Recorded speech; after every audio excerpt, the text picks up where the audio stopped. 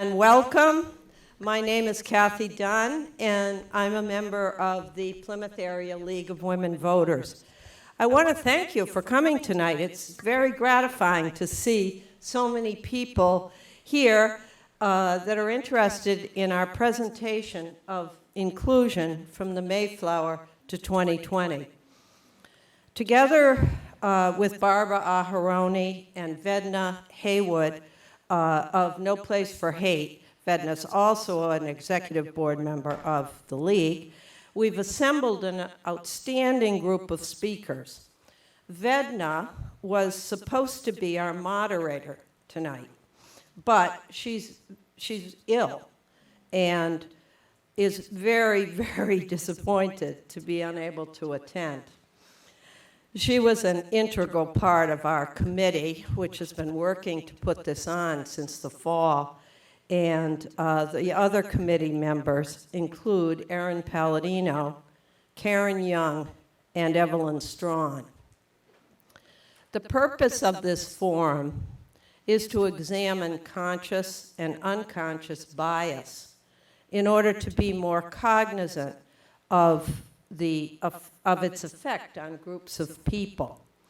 We hope this presentation will raise awareness on how we can all be more inclusive in our thoughts and actions. Without further ado, I'm going to tell you a little bit about our speaker.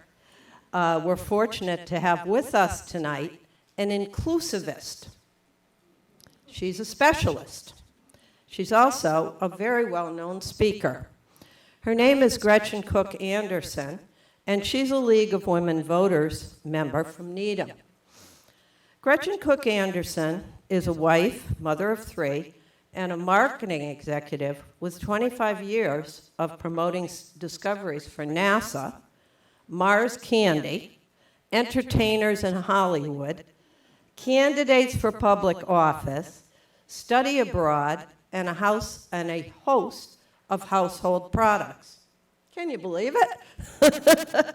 Gretchen leads diversity and inclusion-related marketing outreach for a large global nonprofit, the Institute for International Education of Students Abroad, which educates about 9,000 U.S. college and university students each year in 35 international cities. An active board member of several local-based communities and independent schools, including Belmont Hill School and the Dana Hall School, she cares deeply about social justice and equity. Gretchen speaks publicly on related themes dozens of times annually.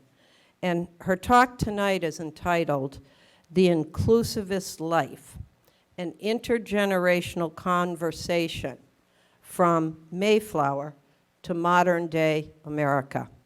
Thank you so much for coming here tonight.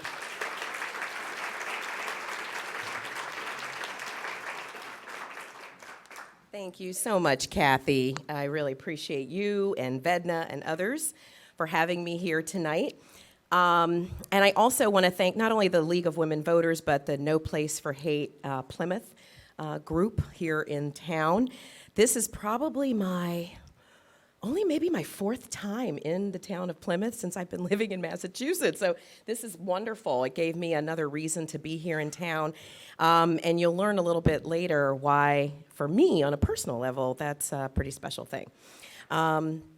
So thank you again for having me. I know that we are in a little bit of a time-sensitive situation because we've got early voting that's still going on in this room, and I think through tomorrow. So I know that we've got to all clear out of here by a certain time. But I also want to say that it's a pleasure to also serve and be able to speak and share with other folks who I believe are residents of Plymouth. And so it's really great to be among you as well. So thank you to everybody. So I'm going to read a little something to you because I don't want to forget any of it. And it'll give you a little bit of insight about me, but then also about why we're here tonight. I am going to give a little bit of an abbreviated version of this talk due to time, but if anyone is interested in knowing more, having access to any other aspects of the presentation, I'm happy to share. So, with that, I'll get started. On November 9th, 1620, a ship carrying passengers from England laid anchor at Cape Cod, as you know. A distinguished elder and pastor, William Brewster, disembarked the Mayflower among the hardy souls who survived that tough voyage. When his feet touched ground on the shore, so began a lineage in America that, when mixed with the blood of African slaves, led to yours truly. So in addition to being a mother, wife, sister, working professional, neighbor, and friend, I am a woman who is about as American as one can be. I am a woman whose heritage is as complex and tangled as our country's attempts at confronting our history of race, slavery, and diversity. By the same token, I am also the embodiment of our country's mixed messaging about and struggle to acknowledge the contributions of women, especially Black women, to America's history, economy, resourcefulness, inventiveness, and indeed our soul. But who did you see when you saw me this evening? What story did you tell yourself about me before I shared a bit of my personal history? Was it a surprise that I'm a Mayflower descendant?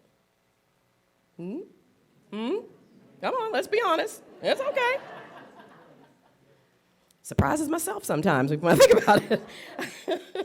Was it and why, when you think about it? Why was it a surprise, right? Does that make me more familiar to you with respect to how you might identify? Maybe. We are all so much more than what perception shortcuts and stereotypes may indicate or hint. We are layered and multifaceted and complicated. We are never just a single story, despite the narratives that media, innuendo, rumor, myth, and assumption may have influenced us to believe. Wrapped in our layers of identity are often fascinating stories, riveting experiences, heartwarming, selfless deeds, spectacular talents and skills, and phenomenal history. These traits provide us tremendous opportunities for connection. If only we can work on relieving our lives of biases that hold us and others back from an even fuller, richer existence. Imagine what many of our lives could be like if we reach out toward discomforts associated with human connection rather than retreat. The 400th anniversary of the Mayflower's arrival here in Plymouth provides an excellent opportunity to look inward at who we are as individuals and as a very diverse nation. No matter our age, are we who we want to be? How far have we truly come in embracing others? What can each of us do to expand our mindset of inclusion? And in doing so, liberate ourselves of the kinds of unconscious and conscious biases that limit us and others. So let's explore what we can do. I'm going to share a little bit here. So now, that's me. That's what I look like when my hair is not in braids. But I like to switch it up every once in a while. So I'm hoping that we're here tonight just to kind of have a bit of a conversation. I'll share some information and perspective with you, and then hopefully we'll also have a chance to do a little interactive dialogue as well before we move on to our panel discussion. Why are you here this evening and for this particular topic? Is there anyone who would be willing to share? I'd love to hear someone share a little bit about why they came tonight. Anybody? Yes. I'm just going to say that, for the most part, I don't like what's going on in the country. Okay. And I'm a Plymouth girl that grew up very nicely getting along with different ethnicities. But what's going on now is really sad. And I want to listen to what you have to say and to learn from what you have to say. And to see what I can do to make a difference. Thank you. I really appreciate that. And I think we're all here to learn from each other, because even though I've been doing this work for almost 10 years, I'm still learning too.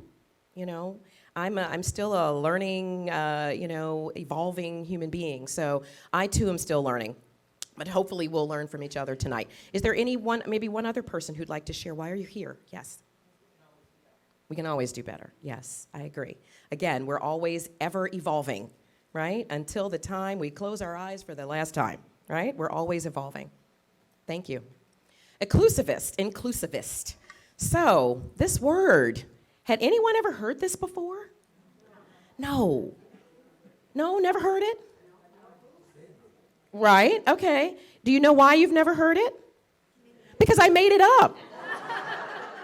Oh my goodness gracious. Okay. So, and I made up the definition, so there you go. Now, now, why did I do that, right? So you might ask yourself, well, who is this lady just making up words, right? I did it because I've been at this for a while. I've been at this work for a while, and I'm very passionate about inclusion, but I also like to think of myself as a bit of an activist, right? And so whenever people would ask me, so what do you do exactly, right? What do you do? Or who are you as far as your passions when it comes to this area? And I struggled to sort of come up with either an elevator speech or a short way, kind of shortcut way to say exactly what I like to think I do and who I am in this space, right? And who many of us are when it comes to this kind of work. And so I thought, you know what? Well, there's the word inclusive or inclusion, and then there's the word activist. So what if we put them together? What would we get? An inclusivist. So there you go. Okay. So actually, like I said, and I've been using this word for a few years now, and sort of trying to spread the joy around this word. But I think it really does, for me personally, encapsulate the kind of work that I try to do. Okay, and try to hopefully inspire in others. And this, I think this is just sort of an interesting quote, because when we think of, no matter who we are and how we might differ from others, when you think about this quote, does it really matter? I mean, think about it, right? Because when you think of soldiers on a battlefield, when lives depend on one another, does skin color matter at that point? Does gender matter at that point? Does gender identity, sexual orientation, country of origin, does it matter at that point? Or do you need someone who will have your back no matter who they are? Just something to think about. Just something to think about. Okay, so where we began, so when we talk about, from Mayflower to modern day, obviously our country has been sort of, we've been at this for a long time, this struggle for inclusion and, sort of lifting the veil of bias and all of that has been going on a long time for us. Why did I put the year 1619? Jamestown, and what else happened in Jamestown other than folks coming over from Europe? The first slaves, right? Around August of 1619, about 20 slaves were documented to have come to these shores. And then 1620, we know what happened then, right? That sort of kicked off this place that we call the United States. And so we've kind of been at this for a long time in how we look at each other, how we perceive each other, how we judge one another, and how we treat one another. So I just wanted to make sure that I'm bringing that to our attention. And then this is something, I'm going to scoot through this really quickly because of time. I think a lot of us are very familiar with a lot of the bullet points I'm going to share, but just wanted to kind of put them out there as additional historical context for why we are here and why so many of us feel that we can do better and that we must do better, right? So this is just a quick primer. When we think about kind of the culture that we're in and what it's centered around, it's centric in what ways, okay? This is not a judgment. This is just kind of our reality, right? And I'm just going to scroll, kind of have all of these come on out.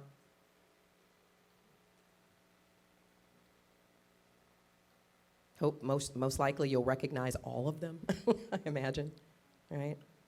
Isms and obias, what I call there. The myth of a post-racial. Remember when we were in a post-racial America? Do we remember that? I didn't believe it then, but I remember when we wanted, we hoped, right? Okay, and then, okay. and then lack of necessary sustained engagement and proximity across difference, right? Okay. So if there's nothing, no comments from this particular slide, I'm going to move on. These two little girls, so I'll just tell you a little bit about them before we move on. They're two little girls. I believe they live, I want to say Tennessee. It's either Tennessee or Texas. It's a T state. And they're kindergartners. This video came out last year on, I believe it was NBC. And they captured these little girls to do their story because they're two little kindergartners. You see how they're dressed in the same dresses? Because you know what? They think they're twins. They think they are twins, and no one can seem to convince them otherwise. And so it's kind of like, wouldn't you like to be able to have a life like that, right? Before the influences of life came in, when children can look at each other and just see the purity within their hearts, and the fact that they've got great things in common to talk about, and that they like having fun together, right? And so it was very interesting because the moms have now also become friends because of the daughters. And they have talked about, isn't it amazing and beautiful that our daughters are so close, and that to the point that they think that they're twins. But what will happen to that friendship later in life? Will they remain that way? What influences will come in and potentially disturb this beautiful friendship, right? And why would that happen? So just something, again, for us to think about as we move forward. So what prevents or enables our bonds? Right? So you see folks looking away from each other, and then you see the two guys who are just like hanging out, right? Because what does prevent bonds across difference, no matter what the differences are, right? And then what enables them? So I popped up a kind of a generic definition of unconscious bias. It can be worded in all kinds of ways, but this is just the way that I chose. Essentially, unconscious bias creates a persistent kind of us versus them mindset that can obstruct true inclusion in our communities and our schools and our power structures and opportunities and so forth. But it's based in human physiology, right? It's based in the brain. So anything that's unfamiliar to us, or if there have been, a lot of influences, that kind of influx of data and influx of stimulus in our brains telling us something in particular about a group of people. It could be about a place. It could be, so it's not always about people. It could be about a place and other things. But it's triggered automatically, physiologically, from many, many, many, many hundreds of years ago, right? When people were living in caves and so forth, and you really had to be very mindful about dangers out there. And so unconscious bias is something that sort of lives in our brains, all of our brains. None of us is kind of innocent of this, right? Including me. It lives in our brains, and it sort of sets off kind of a fight or flight reaction sometimes to people and places and things, for better or worse, that can drive our behavior towards others in this instance. We're talking about our behavior towards other human beings. Types of unconscious bias. This is just, again, this is just sort of a primer, two slides that are just sort of primers, just in case you have not studied this, or you've not been as familiar in the past, or you haven't had as many conversations as I've had about unconscious bias. So there are different kinds of unconscious bias, right? Affinity bias, the tendency to warm up to people who are like yourself, right? I'm often guilty of walking into a room and seeing a woman who looks like she's about my age and like gravitating to her. Why would I do that? Why would I do that? Why would I not sit next to this gentleman automatically? Not that you're not a lovely person. I know you are, right? And I think we all know that there are lots of lovely people, but who do we tend to kind of gravitate towards, right? And then the halo effect, the tendency to think that everything about a person is good simply because you like them, right? We can like somebody and still have there be things about them that might be a little unsavory, right? Okay, so perception bias, the tendency to believe one thing about a group of people based on stereotypes and assumption, making it impossible to be objective about individuals, okay? Confirmation bias, some of you may have heard of this term, the tendency to seek to confirm pre-existing ideas and assumptions about a group of people. So if I heard something about someone, boy, ladies who wear red, I tell you, those ladies who wear red, they're a certain kind of person, right? And so any additional stimulus or news that I get about women who wear red, I'm gonna go, that's right, I knew that. There it goes again, those women who wear red, right? So that's just an example of that. And then groupthink is another form of unconscious bias. You may not have even realized that before if you've heard the term. The tendency to try too hard to fit into an existing culture, mimicking others and holding back thoughts or opinions, resulting in the loss of identity and lost creativity and innovation even, right? Okay? So that's just a little primer on unconscious bias if you have not studied. So what's the problem that we all need to overcome to best ensure that we're active citizens in fostering more equitable, inclusive communities, workplaces, and schools? What's the problem that a lot of us seem to have, right? What's keeping us back when it comes to unconscious bias and from being more inclusive? Oops, hopping too far. There we go. Guess what? Fear. Hello, right? You may fear that you're not necessary, that you're not capable, that you're not ready, that you're not open enough, right? And I like to challenge us to think differently. We each need to see ourselves as necessary to and capable of making inclusive change in degrees and ways where we can see the impact and be further inspired by it. And I like to think that we're all ready right now, right? Everybody's heard the term, no better time than the present. Why not, right? And we can be open now to reaching a hand out to others to take next steps. Okay, so when it comes to adults, I'm gonna see if I can, there we go, scroll that back a little bit. Most of us in the room are adults. I think we've got a few kids in the room, teens, right, a few. You guys tend to be in a much better place than the rest of us here, right? But when it comes to adults, we too, though, it's not just all about young people. We have advantages in forging inclusion, right? Life experience, we've learned some lessons that we can apply, right? Wisdom, we like to think, yeah, hopefully. Perspective, life has given us a lot of perspective, right? Reflection, the advantage of hindsight, and wanting to teach a new generation something different. Desire to have ongoing purpose, ability to impact younger generations and our sphere of influence, whoever that might be. I like to think that these make up our superpowers, right? I like to think I walk around with an invisible cape every day, even though my children may not think so, right? I have 3 teenagers, so you can imagine. But I like to think that this ability, hopefully, to be as inclusive of a person as possible, or to live life as an inclusivist, and the positive impact that that can have on others, I like to think it's like a little bit of a superpower, right?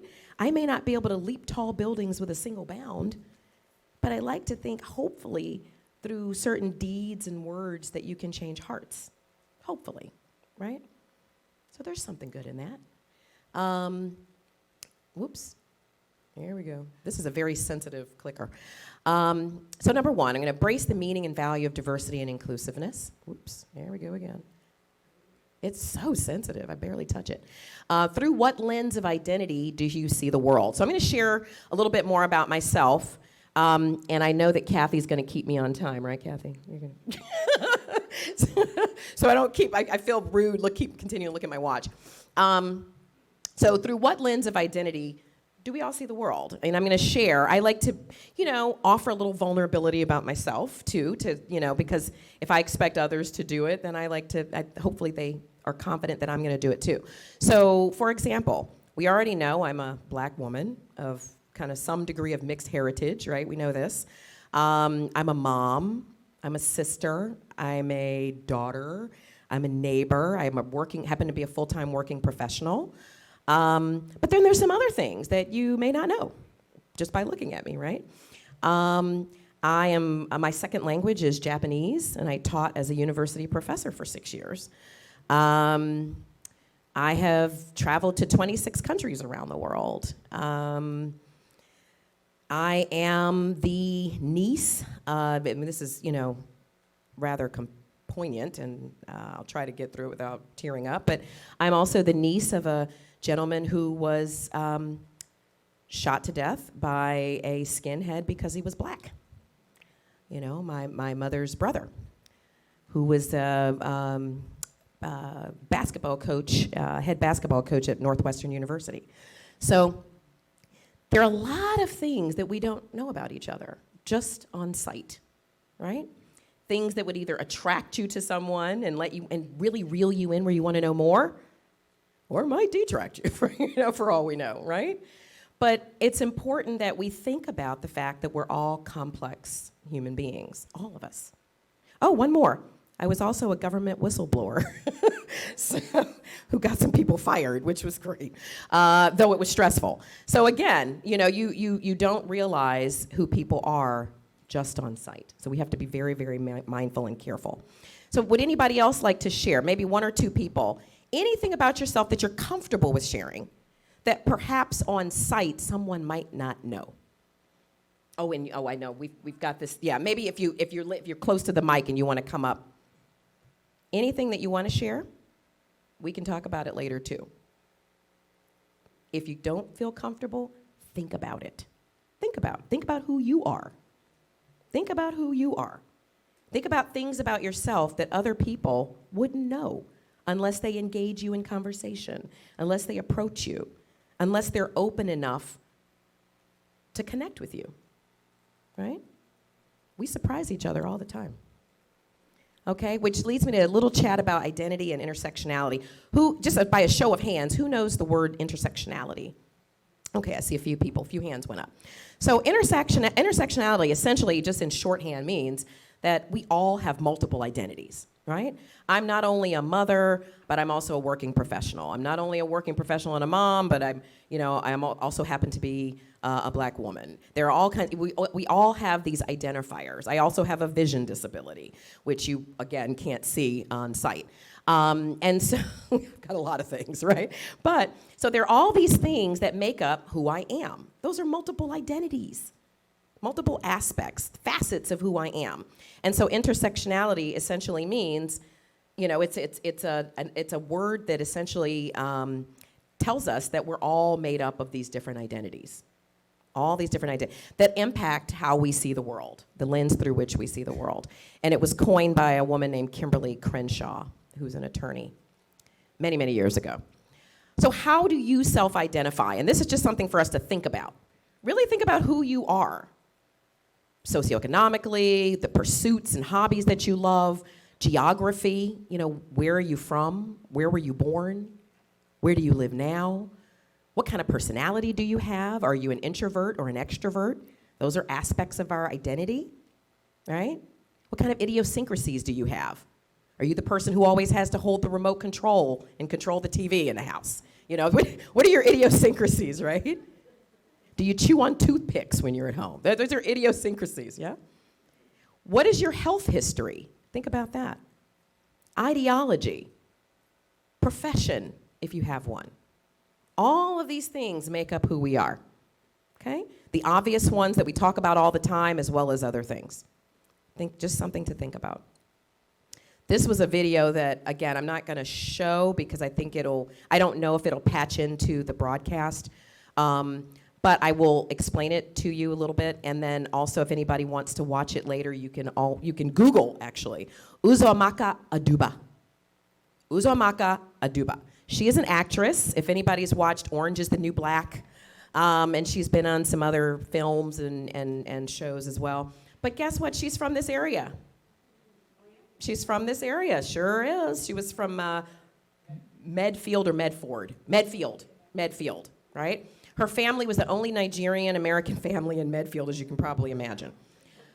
Probably in the whole area there, by several towns, I would imagine. And so when she grew up there, when she would introduce, her teachers had a hard time saying her name, friends had a hard time saying her first name, and they called her all kinds of things. Uzamaka, and so she talks about, she gives some examples of things that people would say. And she was essentially getting worn down by this whole thing, you know, people not being able to say her name correctly. Plus, she thought it was a distraction from, you know, friends getting to know her, teachers getting to know her, and she just kind of wanted to blend in, like every kid, right? Like a lot of kids, we want to socially connect with others. And so she went to her mother one day when she got home, and she said, "Mommy, I want to change my name to Zoe." And her mother, you know, had a strong Nigerian accent, and she says, "Eh? Zoe?" You know? She said, "Oh, no." And so she said, "Why? Why?" And so Uzomaka says, "Yes, because nobody can say my name. People struggle with my name. I struggle with who I am in this community. I don't feel like I fit in." But the biggest issue was just her name. And so her mother said, "You know what? If people can say Tchaikovsky, if they can say Dostoevsky, if they can say all of these other names out here, they can say Uzomaka Aduba." And so she said, "Well, guess that shut that down. I never asked that question again."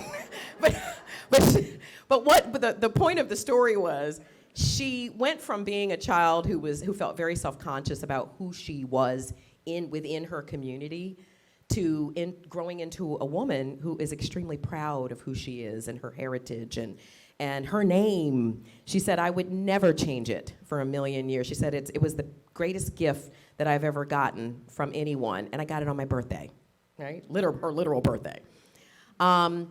And so again, it kind of goes back to thinking about who we are as individuals, how we differ in that instance, her name, right? But then she was also the same as a lot of other kids who just want to be part of the peer group, part of everybody else, and sometimes don't want to stick out when they're children, whether they can help it or not, right? So it talks about differences, but she talks about also the ways that she felt as a child, as many children feel. I'm not even going to stay on this slide because I think a lot of us probably understand the difference between diversity and inclusion, but if you do not, please feel free to take a look, right? Diversity just means that people open the door and they let you come in and they count you as you're coming in, right? But then inclusion is more about not only inviting someone in or opening the door so that they can walk in, but that's when you feel embraced. You get a hug, you get a welcome, a seat at the table. And not only that, an opportunity to contribute a dish to the meal. That's true inclusion, as opposed to what diversity means, right? So just in case we didn't know that, just sharing. But how do I confidently become an inclusivist? What do I do? What do I do next, right? This is another video. There are 3 videos. We're skipping all 3 of them for time. But again, this is about examining your unconscious biases and does share a few little things, but I've got more stuff for you, don't worry. 8-point superstar, right? So you want to be a superstar when it comes to being an inclusivist. These are some of the things you can do, all right? And you'll see that I've kind of captured them by just like single words that then we can expand upon. But you first got to believe inclusion is mutually beneficial. You've got to believe that being inclusive of others helps you. It benefits you just as much as it does anyone else. It really does. Live an inclusive life beyond your comfort zone. We all love our comfort zones, right? We love, getting cozy with a blanket in front of the TV, that kind of thing. That's very cozy. It's very comfortable, right? But life happens outside of our comfort zones in amazing ways. Cleanse your life of bias associations, or at least attempt to do so to the degree possible. Innovate your verbals and nonverbals. I don't know if anybody knows what I mean by that, right? But it can mean body language. What kind of body language do you use with others? What kind of facial expressions do you use? Okay, think about that, and think about how your body language and facial expressions impact others, even when you're not aware. And what messaging are you giving to people? Just through those things, okay? Strengthen your intercultural brain. I wonder what folks are thinking, what does that mean? We're gonna talk about that in just a moment. Flex your upstander muscles.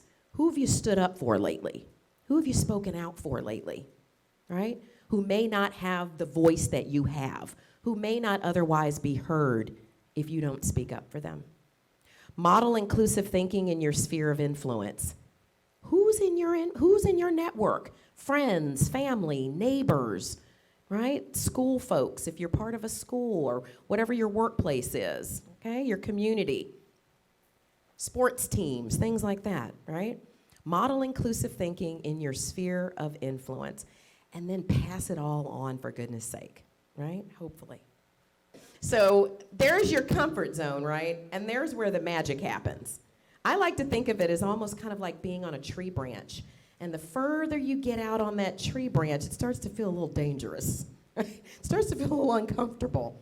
But interestingly enough, it's only when we reach out to the tippy end of that tree branch that all kinds of magical stuff happens in our lives, right?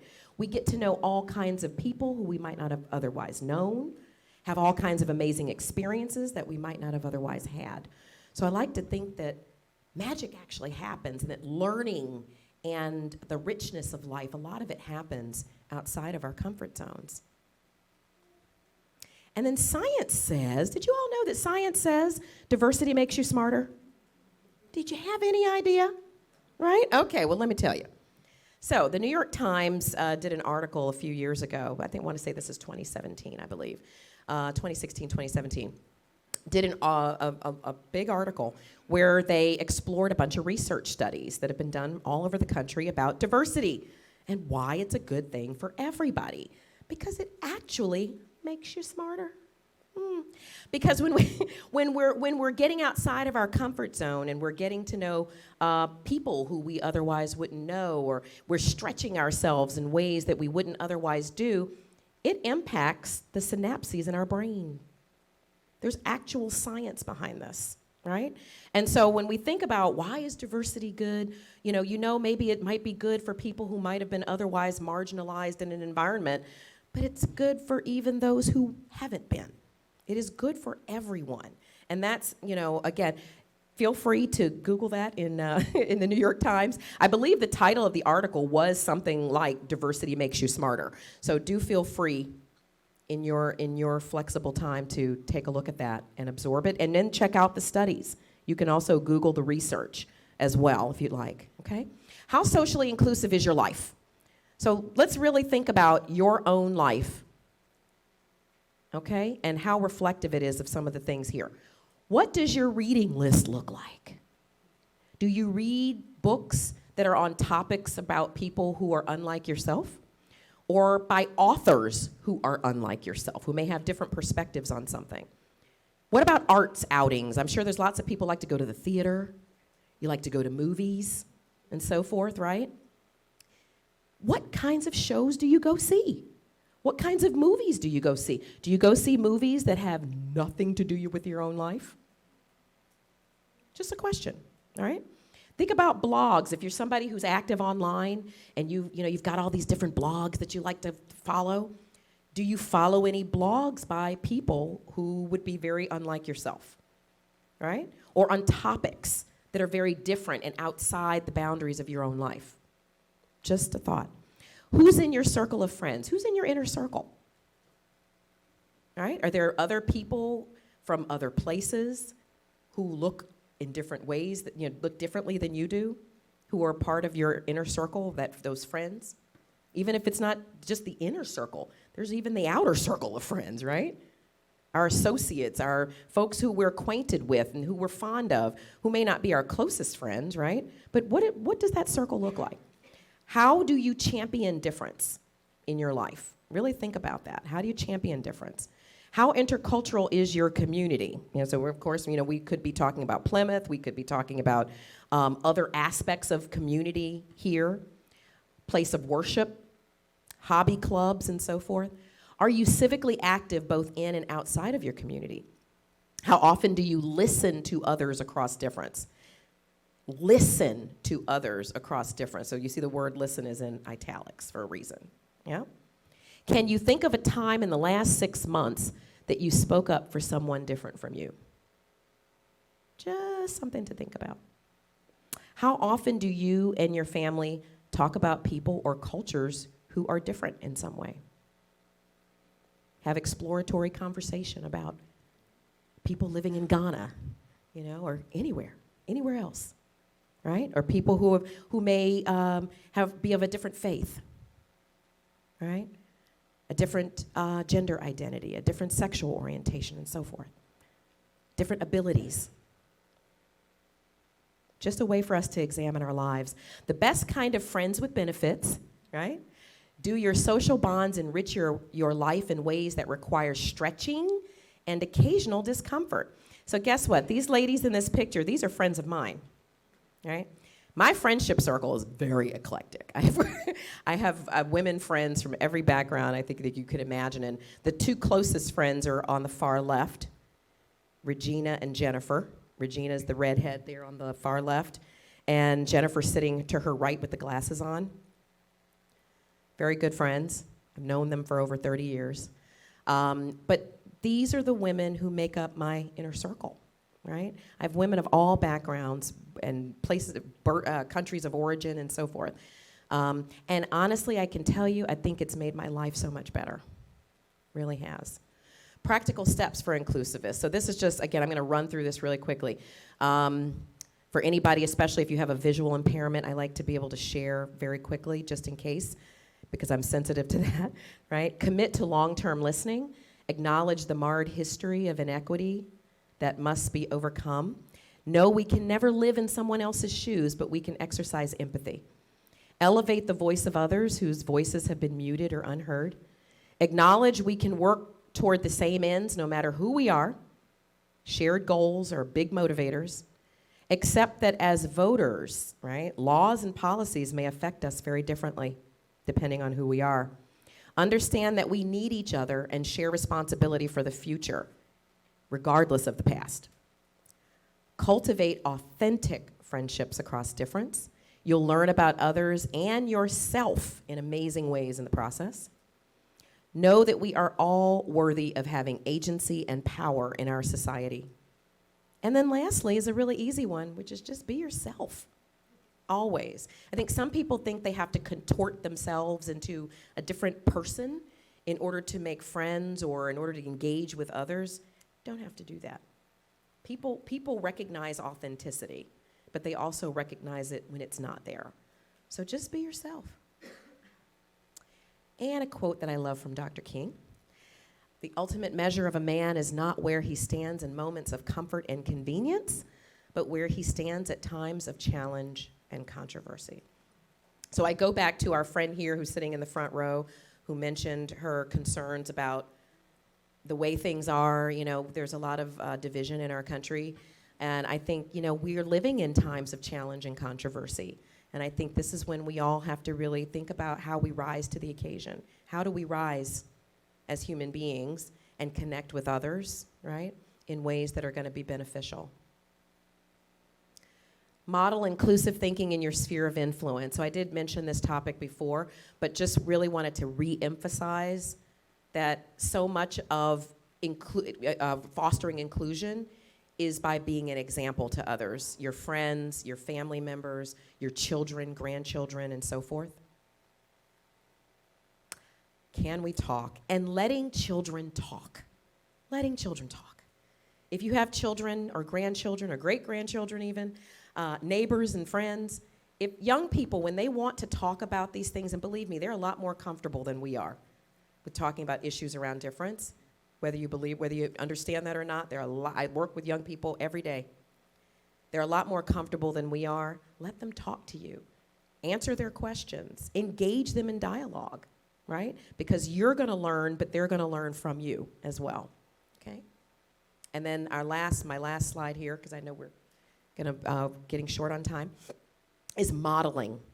Live a more culturally inclusive life. And I just to kind of make it easy, because people ask me these questions, well, how do I do it? What do I do? 6 steps, 6 simple things right here that can actually just get you started depending on where you are in your life right now. Things that you can do, all right? Today, this week, this month, next 6 months. Challenge yourself this year. And then, of course, as far as I'm concerned, every day we need to smile and make eye contact and, greet people we come in contact with. My family is from the South. I don't know if you can hear it in my voice, but, even though I might be related to a Mayflower Pilgrim, but my family's from the South. And, if you've spent any time in the South, one thing you've probably noticed is that people greet each other. they speak to each other, they engage each other, and they actually do it across difference, interestingly enough. A lot of people think, when you think the South, they think, racial dynamics and things like that and racial divisions. But on the surface, though, people do talk to each other. They do. They speak. They do speak to each other. And so I'm a big believer in that being the beginning of any human connection. It's just acknowledging that the other person is even there. That's huge, huge. So if you have any questions for me after panel discussion, I'm happy to answer them. Hone and use your inclusivist superpower. It is within you, it's within me, it's within all of us, right? I love that picture. They've got their capes on. We've all got our invisible capes on. We have the ability to make a difference, because if we get it right, guess what? This kind of friendship gets to live forever, okay? So that's what we really need to be after. But thank you very much.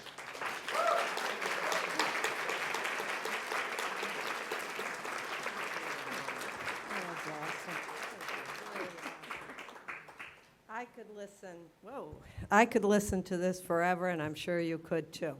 But we have 5 other fabulous speakers. I'm going to give you a little synopsis of each of these people that are going to be speaking. I think I better put my glasses on. But Melissa Ferretti is the elected chairwoman of the Herring Pond Wampanoag tribe in Plymouth. Her work with Native communities includes protection of sacred sites and burial grounds, tribal archival research and digitization and advocacy for tribal rights. In her professional career, Melissa is a licensed real estate sales associate and notary public for Jack Conway Realty. Melissa was educated at Cape Cod Community College and is a consultant for the Mass Substance Abuse and Mental Health, or I should say a consultant with the Mass Substance Abuse and the Mental Health Administration, and especially on tribal issues, and with a cultural anthropologist at UMass Boston. So I'm going to tell you about all of them at once, and then Melissa's going to be our first speaker. We've heard Gretchen's story, and now we're going to hear the story of these 5 people. Joe Lima came to the U.S. from the Azores with his parents at age 5 and was educated in Falmouth. After graduation from Syracuse University with a degree in architecture, he met his husband. This led to his involvement in PFLAG, and an organization that provides advocacy and support for the LGBTQ community, family and friends and supporters. Joe is now the president of PFLAG Cape Cod, and through his advocacy, he hopes to help others who need support and encouragement. Joe lives with his husband and works in architecture on the Cape. Next is Nicole Musalam. If you were here last year for Meet Your Muslim Neighbor, Nicole was here too, and she was terrific. So she's come back and is the founding director of the Islamic Cultural Center of Medford, and is currently a candidate for state representative of the 35th Middlesex District. While raising her 3 children, who are here tonight, she served as the executive director of the Islamic Society of Boston and the director of the Malden Islamic Center. She currently serves as the chair of the Malden Disability Commission. She's also on an advisory board for CARE Massachusetts, and is an advisory board member of Voter Choice, the ranked choice group. I mention that because the league is into ranked choice. Nicole avails herself of every opportunity to advocate for more marginalized members of society, whether through activism, interfaith work, or volunteering. Now, Matthew Potter is the president of CAST, a self-advocacy group on Cape Cod, and as such, he runs meetings and models self-advocacy. In 2019, Matthew received a statewide award from Massachusetts Advocates Standing Strong. Matthew was educated at the Riverview School and Cape Cod Community College. He and his wife live in Centerville, and Matthew works at Stop and Shop. Jackie Winokur, many of you probably know, has lived in Plymouth most of her life. She attended the Plymouth Public Schools, has a bachelor's degree from Brandeis, and a master's degree from Boston University and Lesley University. She was the K-12 English and Reading Coordinator of the Plymouth Public Schools for 20 years. She became a member of Plymouth No Place for Hate community in 2016 and is currently vice chair of that committee and on the executive board of the Congregation Beth Jacob. She and her husband, Steve, have 4 children and 4 grandchildren. Her current passion is sharing social justice children's books with parents, grandparents, and children. Her reading list is available on the side table, or I should say the back table. So, is everybody excited to hear from these 5 people? I hope so.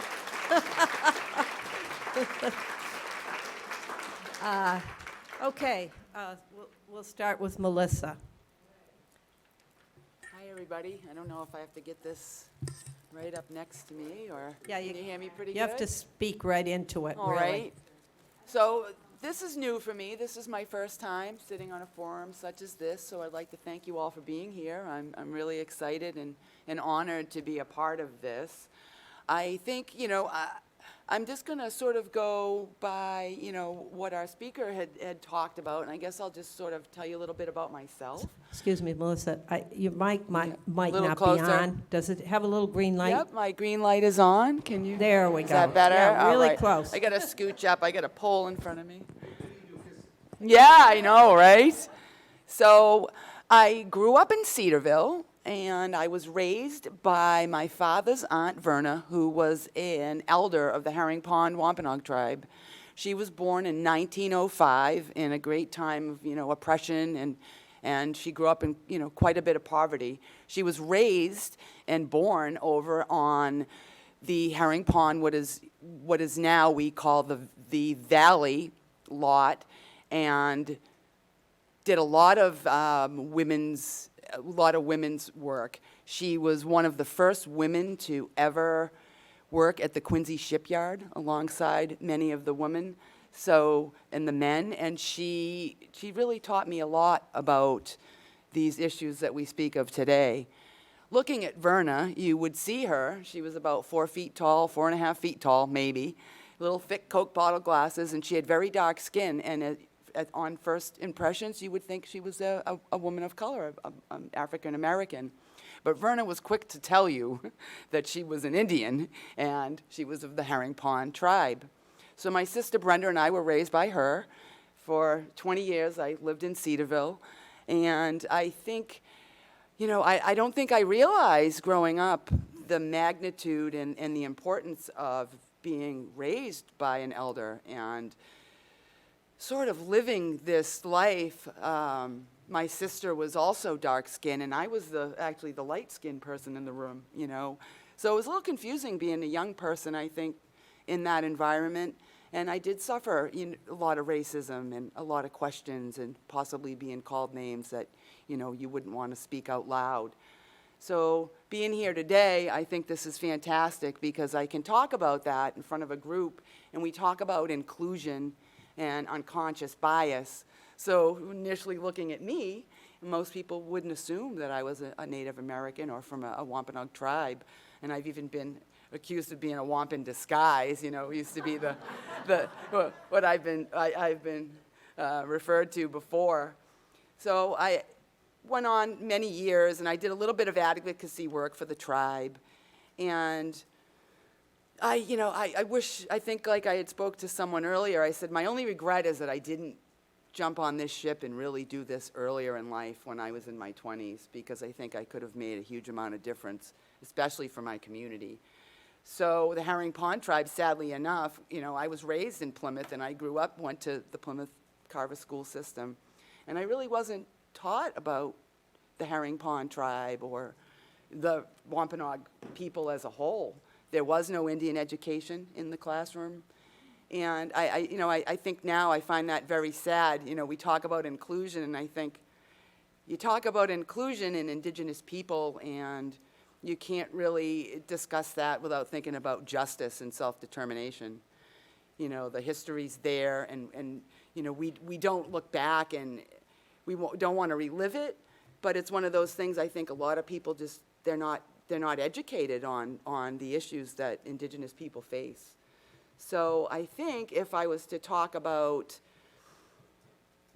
those were my experiences with unconscious bias and the way people would see myself or my sister and I, assume I was adopted because, we were different colors and things.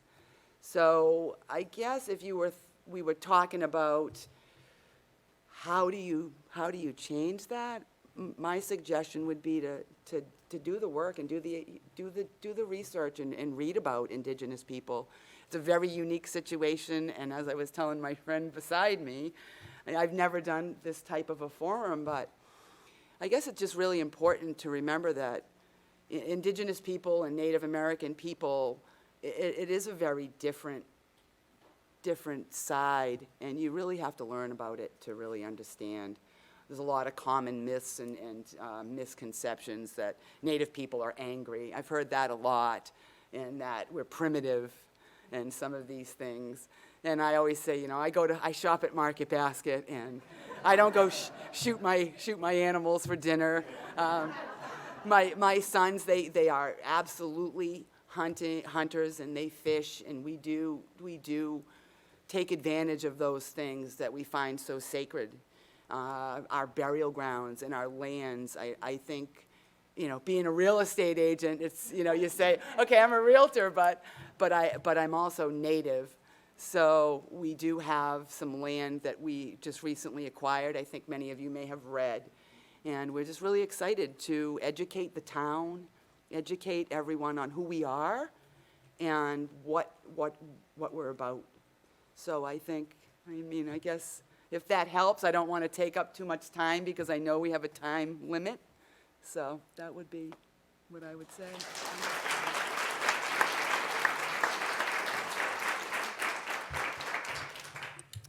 Like Melissa, this is actually my first time doing a forum like this, so please be kind.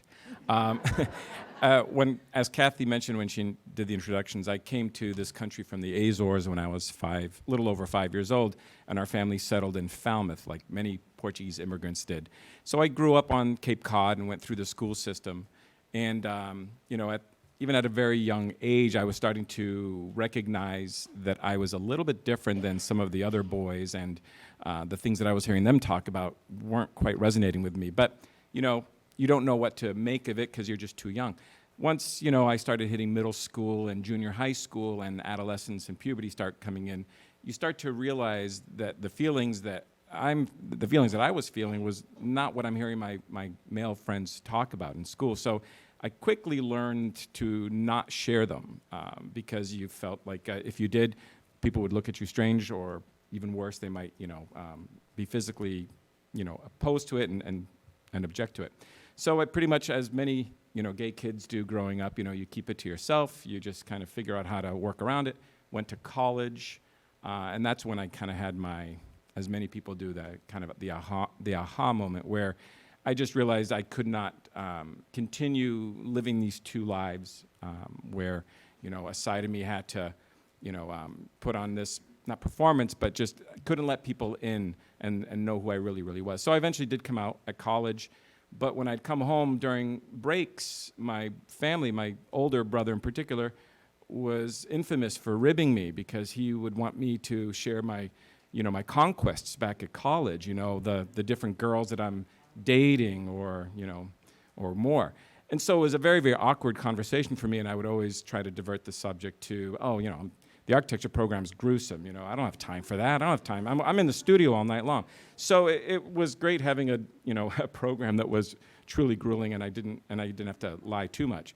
But I eventually did come out. After college, I met the man who is now my husband, John, and that was the turning point for me, because although I had not come out to my family, at this point, I'm now having to actually move forward with my life with someone whom I'm falling in love with, who just happens to be a man. How do you segregate that part of your life from how do you isolate that from your family and from your friends whom you haven't shared this with? So the point came that I eventually discovered this organization called PFLAG, which I'm now the president of the Cape Cod chapter. And the organization, it was originally called Parents and Friends of Lesbians and Gays. They no longer use that expression. They just say, we provide support, education, and advocacy to parents, families, friends, allies, and members of the LGBTQ community. It's a mouthful. But I went to those early meetings in the early 90s as a way to kind of get a sense of, what I might expect when I come out to my own parents. And I wasn't expecting, good results, having come from a very not strict, but a very strong Catholic background, Portuguese immigrants. So I didn't expect it to go smoothly. Thankfully, I mustered up the courage. I did come out to them, and as I expected, it did not go smoothly. But but we persisted, and over time, once I moved out of the house and I was, starting my life with John, over time, my parents did eventually start to figure out who I really was and what my life was about, because they could see through our example and the lives that we lived that they finally could get it. They finally got it when they got to see us living our lives. So after a period of time, I lived my life with John and just pursued my career in architecture. And then about 4 or 5 years ago, I decided it was time to give back in some way to the organization that was so helpful to me back in the early 90s. So I decided to join or start attending meetings to offer my support, and then was asked to join the board. And after a few years, when we were in need of a new president, I decided to step up to the plate. So that's just a little bit of history in a nutshell. So there you are. Thank you.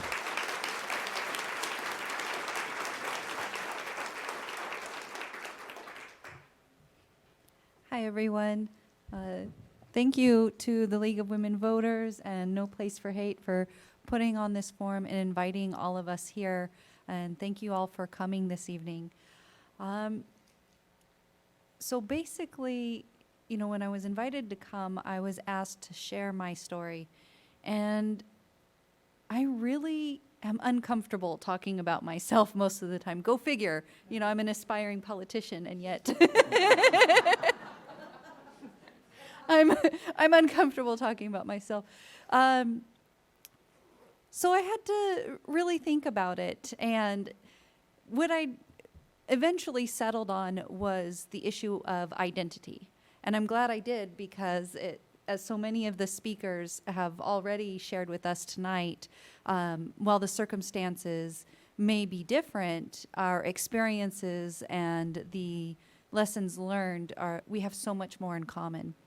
And in the Islamic tradition, in the Quran, it says, God tells us that we've made you into nations and tribes so that you may know one another. But the most righteous among you is the best.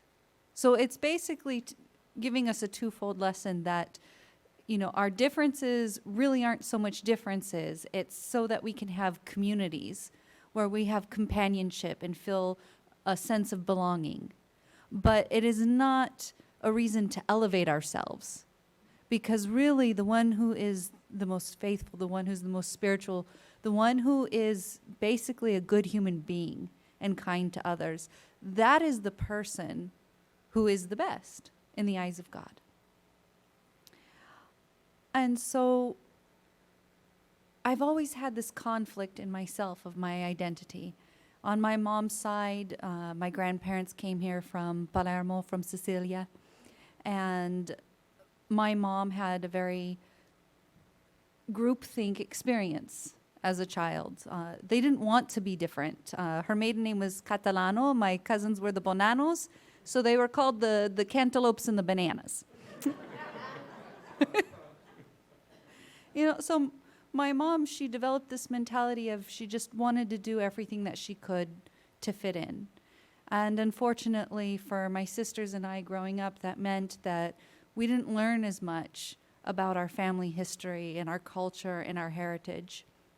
And on my dad's side, they more than made up for it, but since my parents separated when I was quite young, I wasn't as exposed to it. But on my dad's side, they were the first ones to colonize Virginia, direct descendant of a soldier in the Revolutionary War. There's a lot of pride in service, in country, and in community. And I love my dad's family. But I had these two experiences, these two traditions that are part of my heritage. And I grew up Roman Catholic. Then I just, decided to complicate matters even more, and I became Muslim. And like Joe's experience here, having a mother who's very strict Roman Catholic, when I walked into the home and, shared that I was going to become a Muslim, yeah, I think you could hear them over on the other side of the world. It wasn't pretty. Surprisingly, it was my nonna who set things straight. She asked me, "Are you happy?" And I said, "Yes, I'm happy, nonna." And I met my husband shortly after, and we were just starting to get together at that time, and she asked me, "Does he make you happy?" And I said, "I've never been treated better. I've never been happier." And so over time, my family learned to accept my husband and I, especially after they saw how well he treated me, how he made sure that I was finally able to go to university and, move forward in life. And they saw how much our relationship really made each of us grow. And I'm glad they did, because it really helped pave the way for when my little sister came home and decided to break the ceiling again by announcing she was going to marry her wife. So, at least I had whittled it down a little bit for her.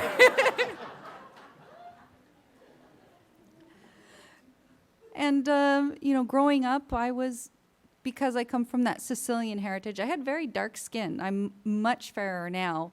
I think maybe because I cover so much, but or don't get out as much. Who's to say? But I did experience, those unseen biases that people have, and I did experience that foul language that people can call others of a different color.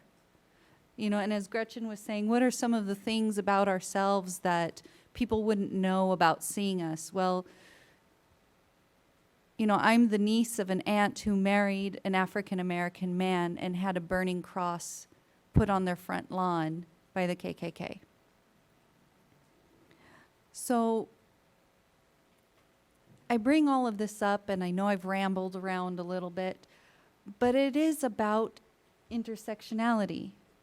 That we have so many different facets of who we are and our identities and what we're exposed to on an everyday basis. And as someone who does a lot of interfaith work and now a lot of political activism work, and taking that leap into a more active role to actually legislate in a way that's a form of advocacy for marginalized communities, I have all of these experiences that I can pull from, and I don't want just somebody to say, "Come on in." I want a seat at the table. And I think we all do. We all want that experience. And so I don't want to take up too much more time.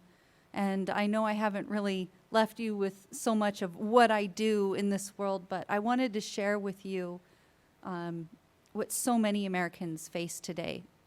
We're not Americans because we come from one place, or we're only one identity. We're Americans because we've come from all corners of this world.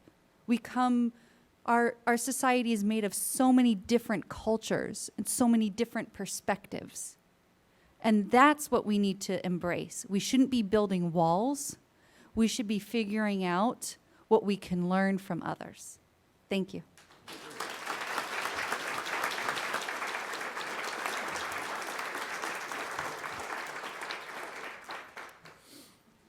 Thank you for having me all. And as Kathy said, I've been employed from Stop and Shop for 19 years, and I've come from a background family that has given me a well worth work ethic with a young adult that has a learning disability, but sometimes I usually do not come across that I have a learning disability towards anything in the world. But as I came upon in these last 2 years being employed from Stop and Shop, a individual that I've had the privilege to know for half my career, seemed to be fine with me in the first place, but he got a little bit too comfortable in ways and out there in the workforce that I did know what I was doing, but he sometimes came across that I was too darn slow, making fun of me in ways that I really didn't like.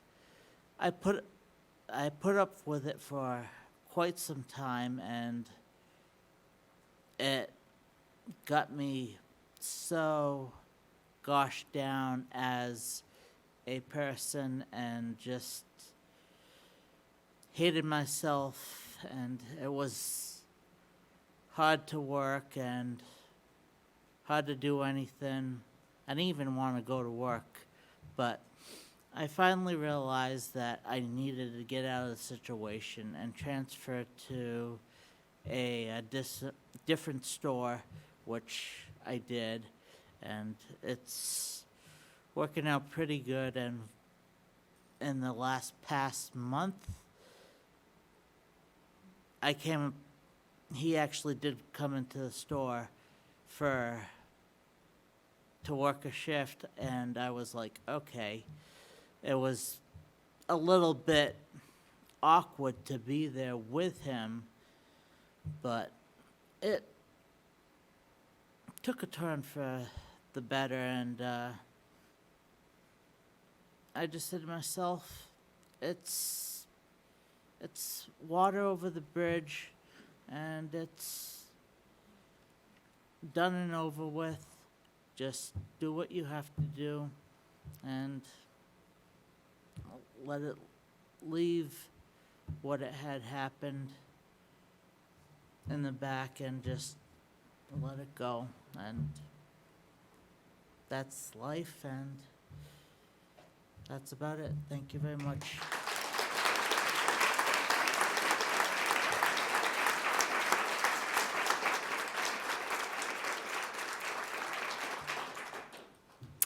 Good evening. I know many of you. I grew up in Plymouth, have spent most of my life here, I think all but about 10 years. And so I'm going to tell you a little bit about what it was like to grow up in Plymouth. I had a happy childhood, although I was in the minority all the way through school.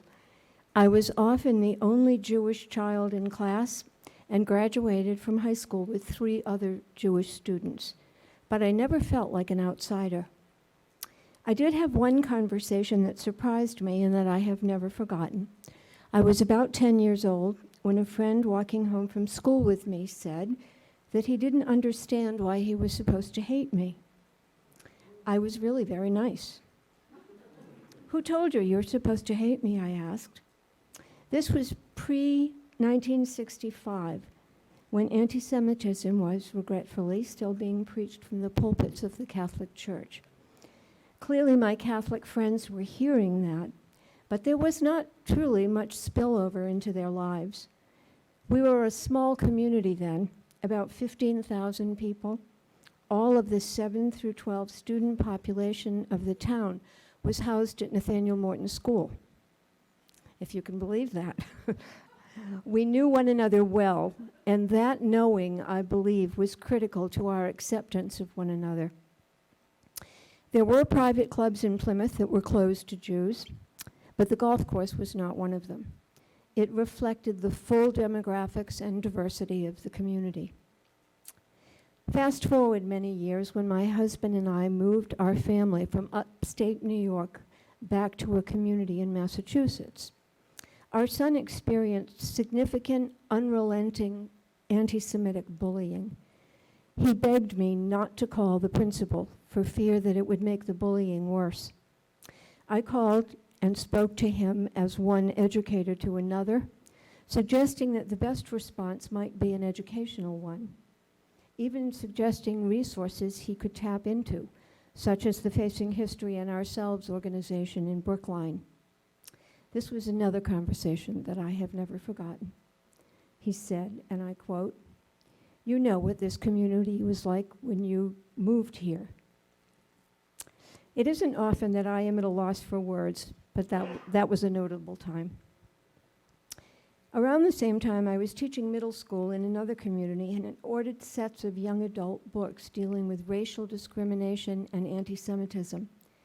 A colleague asked me what I was doing, particularly in regard to the African American literature, reminding me that, quote, white flight, unquote, from the city was an effort to avoid dealing with racial issues caused by forced busing. All the more reason I felt committed to these books. In 1977, Roots first aired on TV. My social studies partner and I spent 2 hours each morning for 5 days watching the movie with our 100+ 8th graders, and subsequently teaching the film and the history. It was for many of these youngsters a profoundly moving experience, one that I hope has stayed with them all of their lives.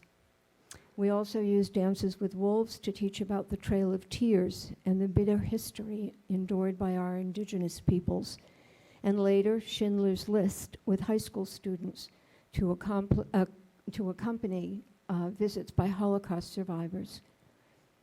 And yet, there is more explicit anti-Semitism today than I can recall at any other time in the last 70 years. Which brings me, finally, to the question of what do we do about implicit bias, explicit bias, and the marginalizing of the other? I believe that at the very least, we can expose children to diversity, help them to do perspective taking, and help them to develop empathy and kindness. And we can do all of that through story. Story is a very powerful way for children to engage in learning about the other. A tradition in my faith requires that we do something called tikkun olam, which is Hebrew for repair the world. Teaching children social justice values through stories may very well begin to repair our world. I have developed a bibliography of children's literature in a variety of, from a variety of cultural and racial and ethnic perspectives. There are copies of the bibliography, I believe, on the tables over there, and on the way out, if you're interested, feel free to help yourself to one of them. Thank you.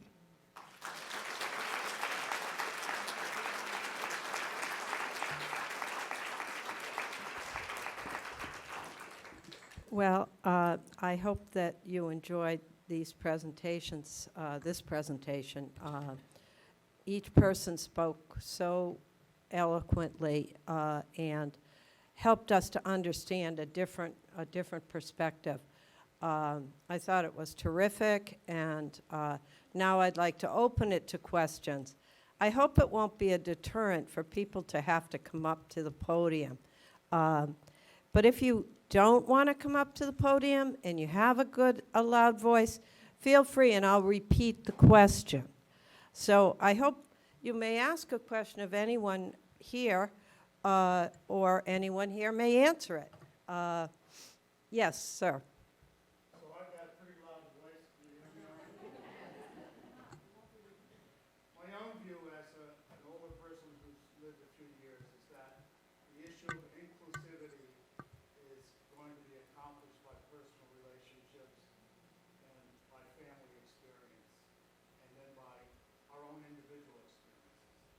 I live in a homogeneous community in Duxbury, Massachusetts. My grandchildren live in Cambridge. Are you willing to come this far? Sure.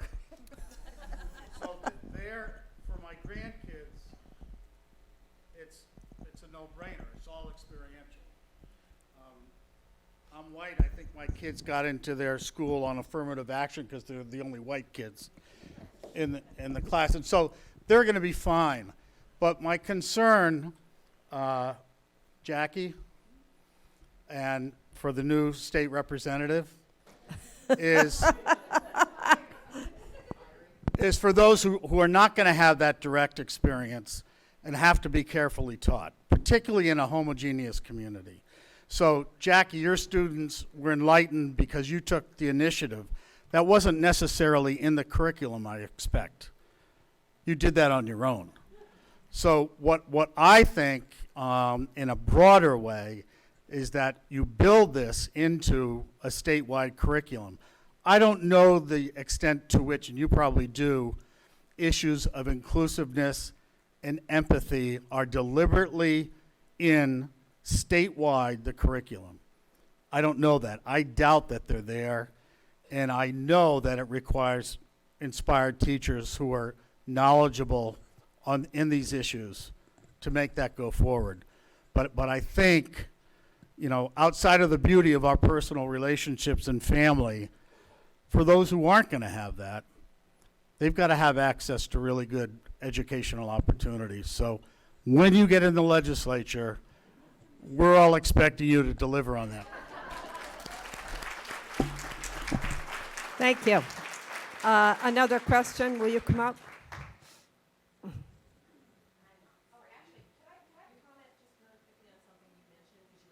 Oh, please do. Thank you. Okay. In part, you were asking a question, I think, of her with regard to statewide curriculum.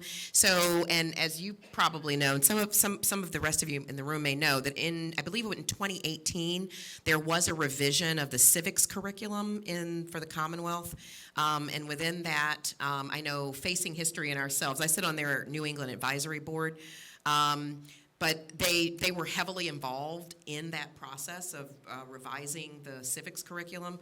And so there were certainly components of the curriculum that were either added or refreshed or updated around issues of being like an upstander, or rather than a bystander, and helping students understand how to participate in civic discourse across different opinions and philosophies and ideologies and so forth. So there has been something. So you can go online if you were interested to take a look at the refreshed curriculum to see if some of the things that you're talking about are in there. I've done a cursory review, but I haven't read it like in depth. But it still does take educators like her who really go beyond the requirements of the curriculum to do even more. So. I'm aware of that, but like anything, it's going to take support in the community. Absolutely. And teachers who are willing and have the time to be educated themselves. Absolutely. To make that happen. Absolutely. No, you're right. Absolutely. Hi. First, thank you all for being here. This is just a wonderful, wonderful evening. Thank you for sharing your stories. This is for Melissa, and I know, first I'm going to say I know Native Americans are not a monolith, neither are the Wampanoag, so you can't speak for everyone. But I guess I hear so much back and forth. The Wampanoag are pleased with how Plymouth in general is being inclusive, and then I hear, no, they're not at all. And so I'm kind of hoping to say, instead of saying, yes, they are, no, they're not, how can we be better? And how can we get more of that story, especially 2020 and beyond?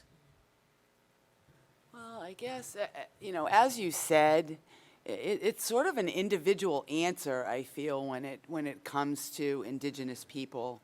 We have several folks on, that per se on the Herring Pond in my community. Some of our individuals are participating in the 400 commemoration, and then there's others that so much aren't. I think a lot of it is the education, and I think if we were to make it better in the town of Plymouth, I think it would start with decolonizing education. I'm co-teaching a course at UMass Boston with Professor Denowden currently, and it's called Indigenous Women's Leadership and Tribal Self-Determination in North America. And a lot of what we talk about is educating people on Indigenous people and what we want. They're just being raised in the town of Plymouth and never having the opportunity to ever even learn about my people and have Indian education as part of the curriculum. Everything is standardized, and we don't have that. So I think if I was to say how would Plymouth do better, I would say it would be able to build an Indian ed program for the schools. Currently, my granddaughter, for instance, she goes to school in Mashpee, and my son is at a place where he's about ready to possibly buy a home. And he may not be able to buy one in Mashpee. The prices are high for whatever reason. So if he was to move to Plymouth, and my granddaughter had to come to the school systems here, she wouldn't have an Indian education program. We'd have to seek, otherwise and go to Mashpee to night courses or things like that. So I think for myself personally, as you said, I can't speak for everyone. I would say, teach the children and teach that Indian education and teach about the Herring Pond community and the Wampanoag people as a whole right from the start, so that we're appreciated and we're known about. Because from what I've heard, a lot of people don't even know that there is a Herring Pond Wampanoag community. So that in itself is kind of sad. So that would be my answer. Thank you. Yeah, you're welcome. Thank you for the question.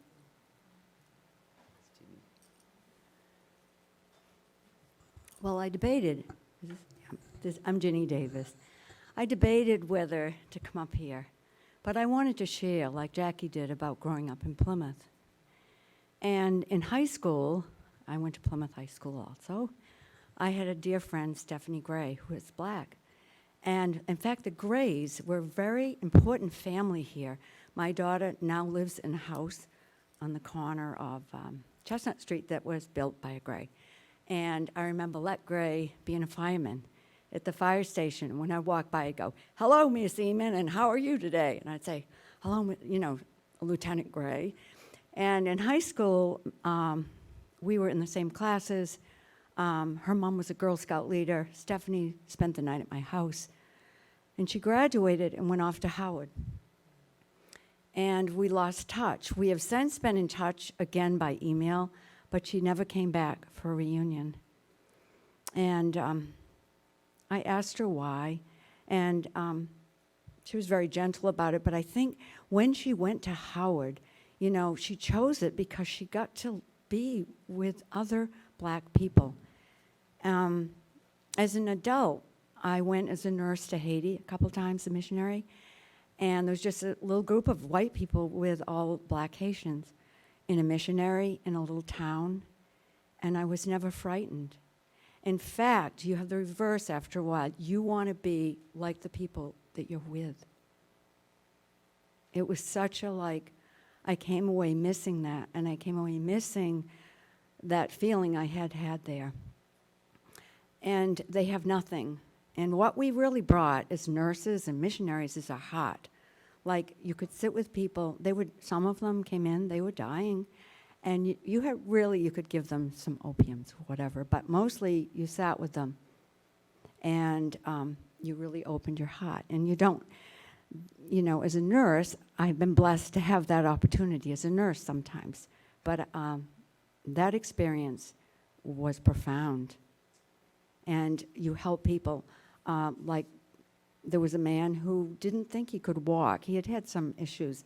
So I taught him a little physical therapy, and I taught the group there, keep doing this with this man. When I went back the next year, he could walk, but he had, a cane and whatever. But they just, now in this particular place, they do have a health facility.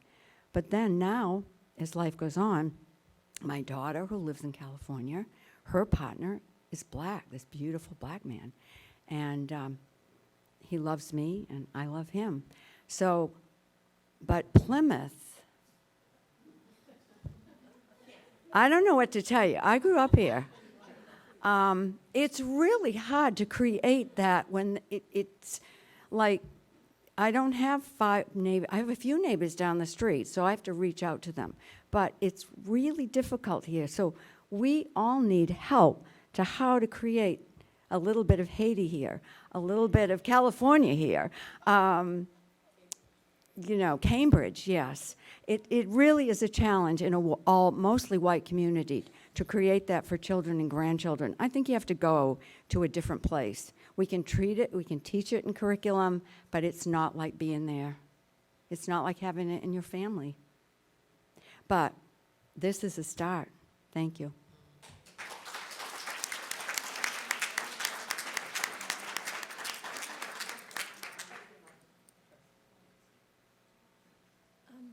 So I grew up in New Orleans, which had a lot of racial issues, and locally, lately I'm hearing some of the same language that I heard back in the 70s in New Orleans and some of the same stories that concern me. My office is in Hanson, and recently one of my colleagues went into a store there and witnessed a man in his, probably in his maybe around 70-ish, use the N-word at a 5-year-old boy who had bumped into his cart. And he said to the man, I think you owe that boy an apology. And the man turned around and started yelling at him and said, "What are you, a race traitor?" I haven't heard that language since I was a kid. And it was very chilling to me. And this happened about 2 months ago in Hanson. So I just am, I'm just saying this story.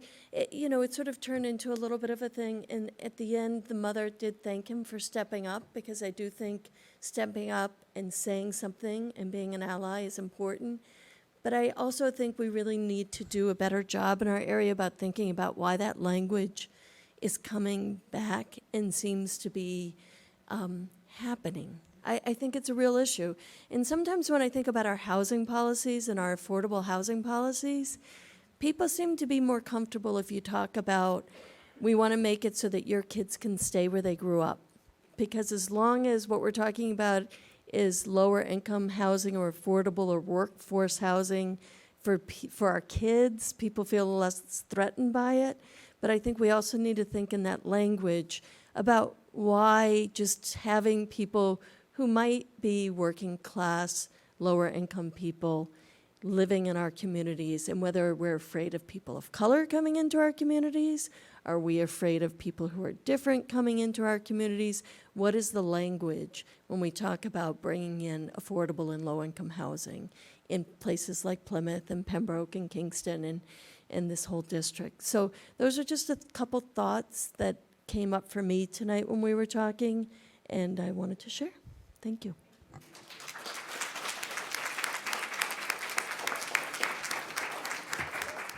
If I may make a, One last question, this woman in the first row. may I make a comment? Kathleen? Oh, Yeah. Nicole. Yeah, I just wanted to make a comment on the last statement.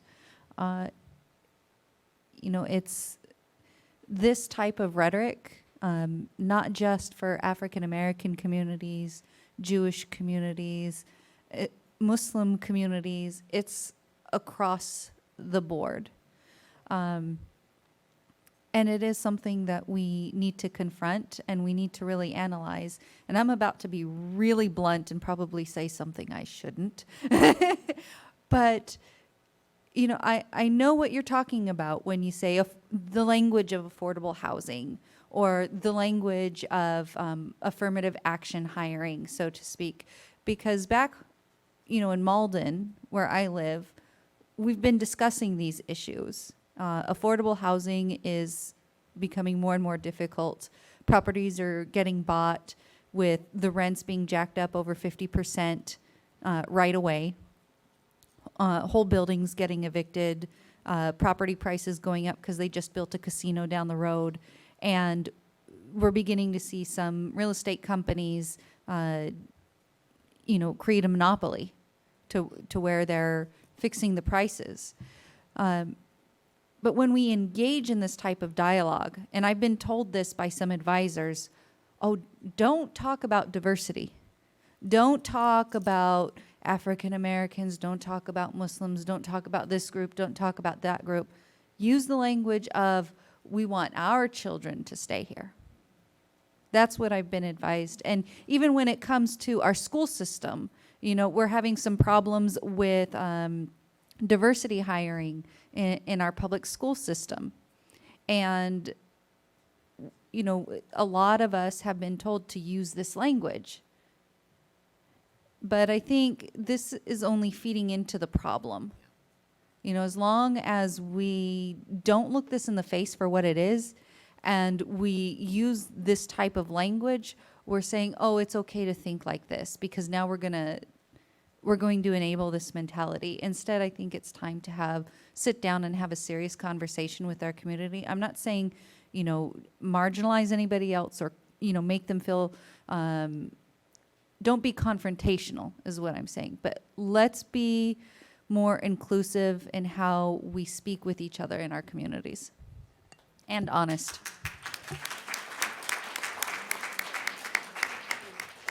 We just have time for this one more question, and I'm glad it's a young person.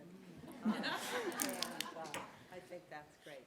Thank you. My question was, how can we make younger generations who have been influenced and grew up around this hatred that is around them and make them aware and make them interested in preventing it, but make this aware to them in a way that won't fly over their heads to those that don't have such educational programs in their schools?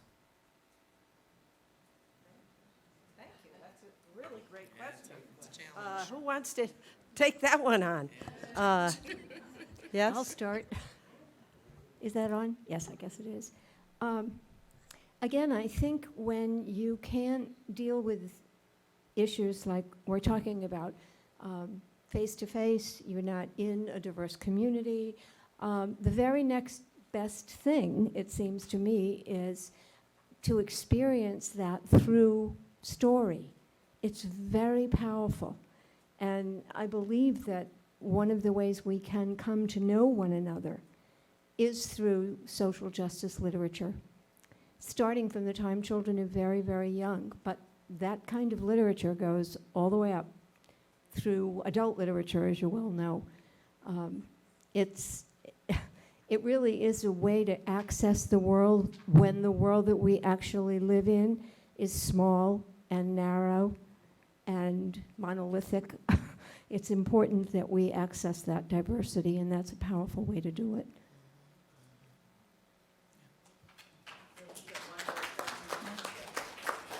So,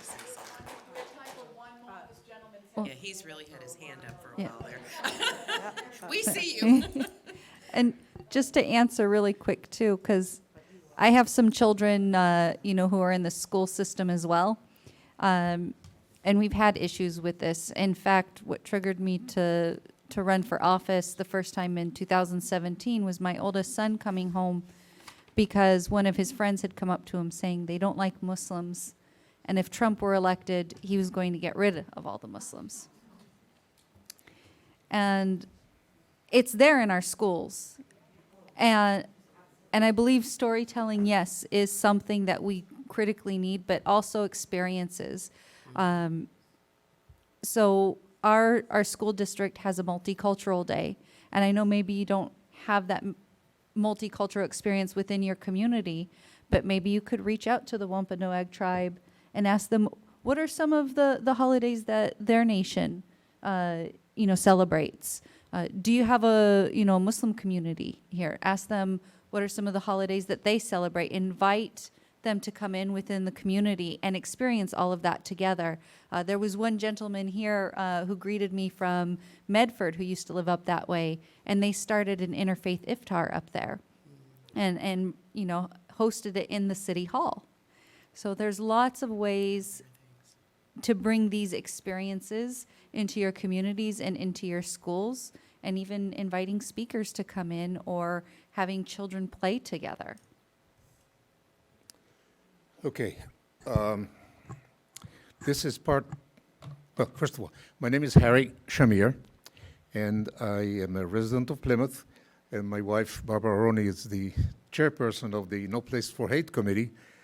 And we were talking about this, what I'm going to tell you, and she advised me correctly that this may be an informative paragraph. It turns out that a few years ago, during the Obama administration, the Office of Management and Budget, the OBM, came up with a revision to the standards for the classification of federal data on race and ethnicity. To me, that kind of jarred me, because why should the government get involved in something that is so divisive? Okay, but never mind, it was done. Then I applied for work with the variety of places. Yeah, I'm a little bit old, but I do need income. So anyway, the point is that I began seeing that every single potential employer threw at me these questionnaires that asked for my race, asked for my ethnicity, and did so in a manner that was a little bit grating. For instance, on the matter of ethnicity, they only gave two alternatives: Latino or white.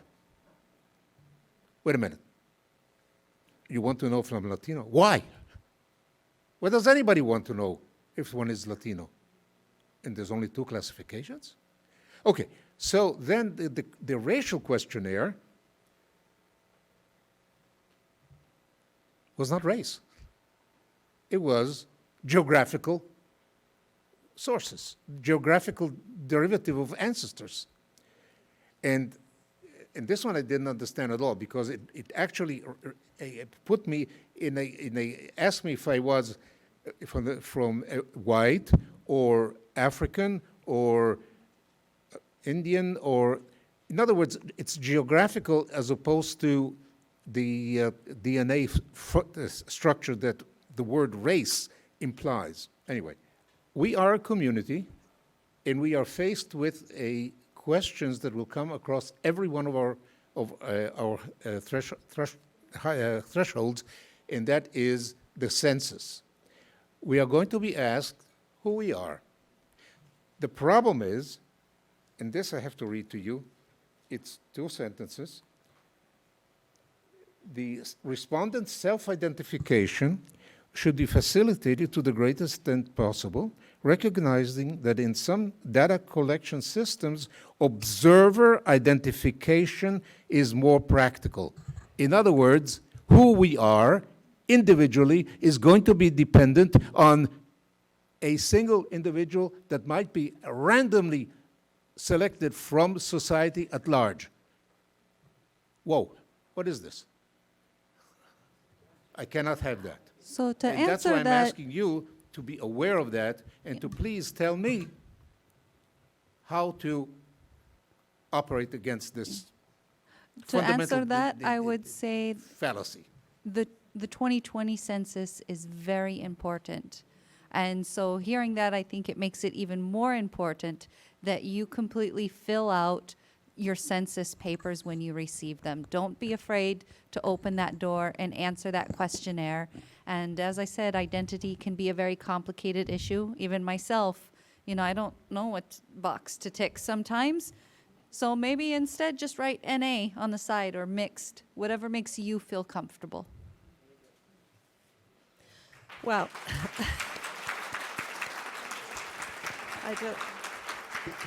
I just want to thank the panel. Every single person that came here tonight gave us exactly what we needed to hear. And I thank you all so very much. We have a little gift for you. Don't go anywhere. And to the audience, thank you for coming. And I hope it was everything you hoped it would be. So.